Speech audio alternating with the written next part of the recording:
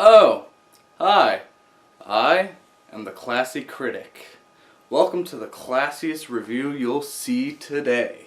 Ant Man, the next Avenger. So, Ant Man is the next line of the Marvel movies to come out after Avengers.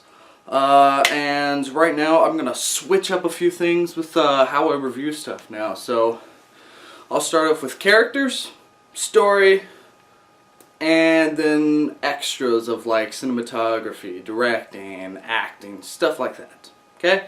And then finally, the rating. So, let's begin. So, characters. You've got Hank Pym, who's just this old grizzled man, and he is looking for someone to basically take up the Ant-Man mantle, and he wants to give the suit to someone else.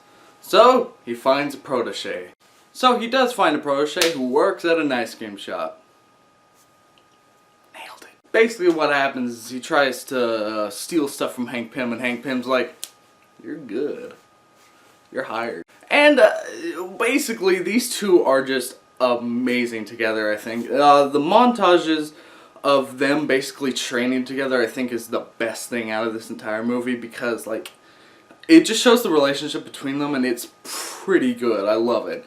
And then you also got his daughter, who her relationship with the protege is actually like, it's okay.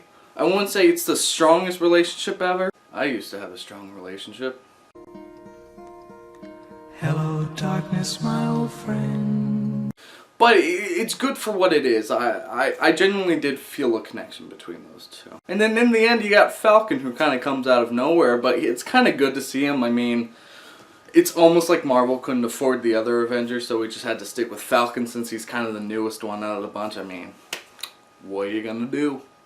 Next, the story. Story is kind of beat for beat heist movie just with superheroes. Yeah, you introduce the characters, they gotta steal something, they try and steal it, bad guy gets in their way. Pretty simple, but for that, it actually is pretty cool and inventive. Considering you have this guy that can shrink down to the size of an ant, it actually is really cool to see some scenes with them actually like trying to get into the place. So, pretty clever. Speaking of how it looks, the scope of this movie is actually really cool, because it's actually really interesting how they film all the scenes where he's a little tiny Ant-Man. They kind of like have this like really extreme depth first field kind of deal, and it just looks really good. It does. It doesn't look like cheap CGI. It does look pretty excellent. And the villain is not that bad. I mean, for an evil scientist, I mean, it's okay. I mean, he's pretty over the top whenever it comes to villains, but that's a-okay in my book. You know what I get? Yeah, that made no sense. But yeah, I really can't think of anything, because this movie had an interesting time getting filmed, considering the whole things with Edgar Wright. I think the new director did a great job of trying to make the filming. I mean, you can obviously see Edgar Wright's fingerprints all over the movie, considering that the comedy is very much his, the action is very much his. I think there's only like a few scenes that were like, that felt kind of out of place, but I think that's just the new director trying to fill in some spots. And don't get me started on the final action scene. Oh boy, that thing is just crazy and amazing, and it is hilarious. Overall, this movie was actually kind of a surprise to me, because this movie was actually really good for what it could have been.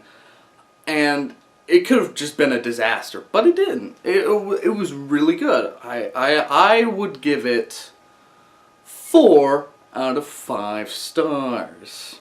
And remember, stay classy.